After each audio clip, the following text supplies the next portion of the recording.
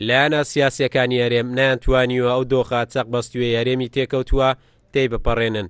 پەرلەمانتارانی کوردستان دەڵێن بەردەوامبوونی قەیرانەکان کاریگەری زۆری لاسەر بار و ژیانی هاوڵاتیان کردووە و چەندان کێشەی کۆمەڵاتی بەدوای خۆیدا هێناوە. کەوت تەوافقە تێکچوو ئەو قەیرانانەی کە دەیبینین تێدا لەدایک بووە. ئەو جگە لەوەی کە قەیرانی سیاسی بوو پێشتریش کێشەی سەربازی و شەڕی داعش و لەلایەکی تر ئەو قەیرانی دارایشی کەوتە سەرێکە لە دامێنی ئەو قەیرانە سیاسیانەی کە لە عێراقدا هەن ڕنگدانەوەیان هەبووە لەسەر هەرێمی کوردستان.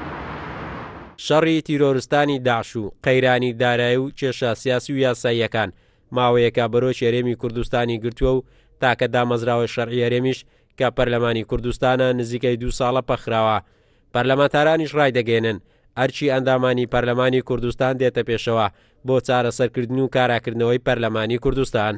پرسی سەرۆکایەتی هەرێم بووە سەبەبەکە بۆ ئیفلیسکردنی پەرلەمان ئەمەش تەوافق نەکردنی لایەنە سیاسیەکان دەبێت ئەم لایەنە سیاسیانە جدی من لەو بابەتانە مەسەلەی بابەتی گرنگن دەبێت بگەڕێتەوە بۆ ئیتیفاق و مەبادی تەوافقی نێوان لایەنە سیاسیەکان لە هەرێمی کوردستان دەبێت زۆر جدی بن زۆر جدی بەتەعامل لەگەر ئەم پرۆژانە بکەن کە پەیوەستە و پەیوەندیدارە بە ڕۆژانەی خەڵکی هەرێمی کوردستان. لە ماوەی ڕابردوو زۆرترین کۆبوونەوە و دیدار و پرۆژە لەلایەن حیزبەکانی هەرێم ئەنجام درراوە، بەڵام هیچ کام لەم هەوڵانەی ڕابردوو سەرکەوتوو نەبوونە. نزیک دەبێتەوە لە ساڵێکیش لایەنە سیاسیەکان کۆبوونەوەیان ئەنجام نەداوە، بەڵام بەڕای لێپسراوانی باڵای هەرێم تاکە چارەسەری قەیرانەکان کۆبوونەوە و گفتوگۆیە لە نێوان حیزبەکانی هەرێمی کوردستان. قارەمانزەوەر، کورسات نیوز، هەولێر.